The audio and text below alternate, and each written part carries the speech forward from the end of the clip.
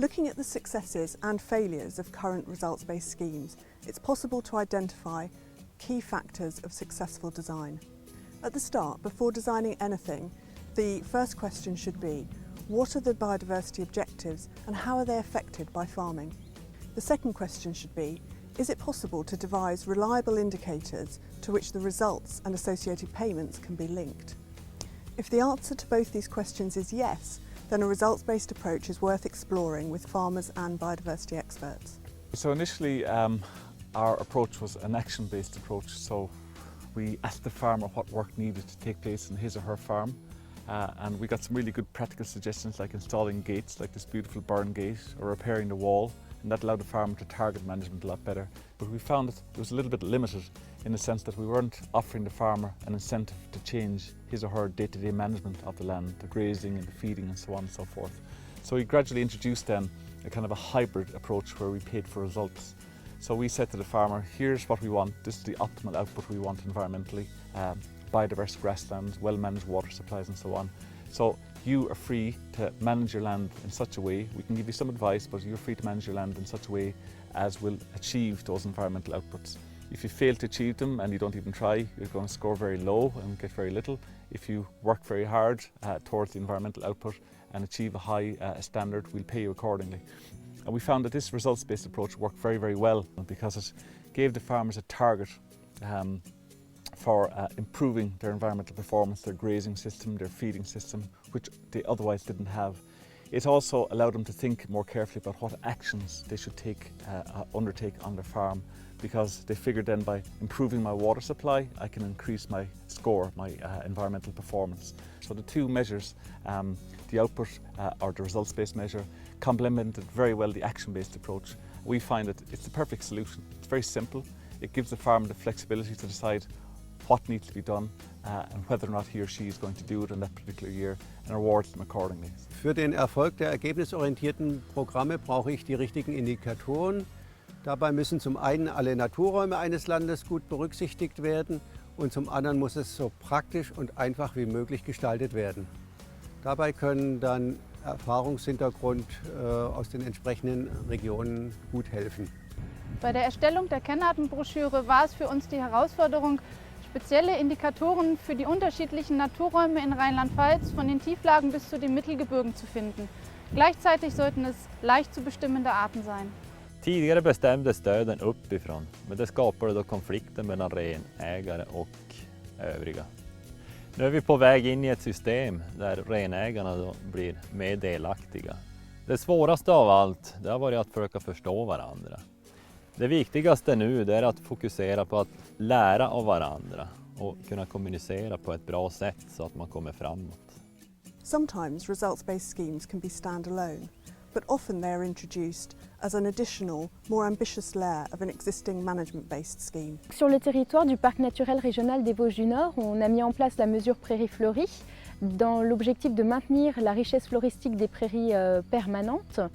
Par rapport à l'ancien programme que l'on a mené donc en 2008 et 2009, où on avait une mesure zéro fertilisation, ce qui nous a poussé à mettre la prairie fleurie, c'est que cette mesure zéro fertilisation était mise sur des prairies qui n'avaient pas forcément un intérêt écologique, ou par ailleurs sur d'autres prairies où il y avait un intérêt écologique qui existait, où la fertilisation n'influençait pas une grande différence écologique de la prairie, à savoir que jusqu'à 30 unités, c'était toujours une aussi belle prairie, mais par contre du point de vue de l'agriculteur, il y avait une forte pénalité au niveau de la valeur fourragère et du coup il n'était pas prêt dans une seconde programmation à se réengager avec l'absence de fertilisation. Grâce à ce nouveau programme, avec la mesure prairie fleurie, on a pu engager beaucoup plus de surface qu'avant par rapport à l'obligation de moyens qu'on avait qui était zéro fertilisation. Often, results-based schemes are a new step for both farmers and managing authorities alike. So a short pilot programme can be a good way of testing how a scheme might work in practice, both from the point of view of farmers and administrations. So the costs of what we do and what we pay the farmers is based on the two measures. So the first measure, which is the action-based, we developed unit costs as part of a 5-year EU life-funded research programme. So a unit cost to remove a scrub and repair of walls and so on and so forth. For pay for performance measure, We develop costs based on the cost of managing the land. So there's a lot of labour required here, herding cattle, looking after the animals during the year, but also actually having animals here at all is a cost to the farmer because they basically lose on every animal they keep here. So using factors like this, we developed a cost per hectare. Managing authorities and paying agencies will need to consider how best to develop the biodiversity skills and capacity needed to design and implement a scheme, to provide support to farmers, for example, in terms of guidance and training, as well as how to monitor and evaluate the scheme. Ich kann Ihnen sagen, bei der Entwicklung der Programme gab es keine Probleme. Allerdings muss man auch feststellen, dass es zur Umsetzung der Programme der Fachexpertise unserer Fachleute bedarf. So our verification system is based on a very simple scoring system. It's a one-page sheet.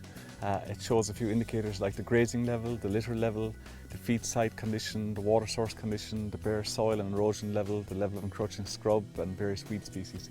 So this is a very simple user-friendly system. So the farmer himself or herself can actually score their own field in terms of its habitat health. In our system, the farmer employs a trained advisor who will come out every year and conduct this assessment on a field-by-field basis across the farm on all eligible fields. The scores which arise from this system then are sent to our office, and our team validate those scores every year. So we look out for any aberrations in scoring, if there's a big jump year on year, or we also look closely at some of the larger fields which have a larger payment attaching to them. So we basically oversee and verify the scoring system at our level. And then the funders, the Department of Agriculture, they do an audit of 10% of all farms in the programme every year. So that's also part of the verification system. So in effect we have a four-tier verification system, all the way from the farmer on the ground to the Department of Agriculture who fund the programme. Weidevogelbeheer, dat kun je niet doen op het niveau van één bedrijf.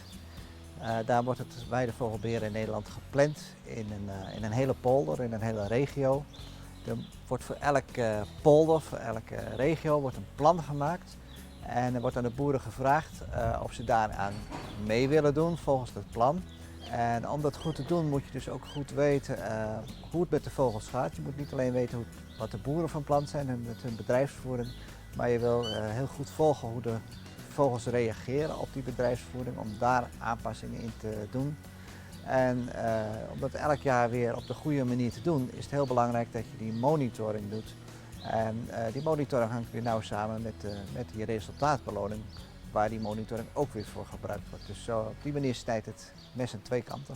Some of the key factors for designing a successful results-based scheme are things like setting clear environmental objectives that farmers can buy into, choosing appropriate indicators that reflect the ultimate outcomes, engaging farmers and key stakeholders in scheme design and development, developing control and verification systems that meet EU requirements, developing simple monitoring systems, providing high levels of facilitation, advice and support to farmers, and encouraging innovation, self-help and mutual learning. Further good practice guidance on the effective design of results-based schemes is available in a handbook on the European Commission's website.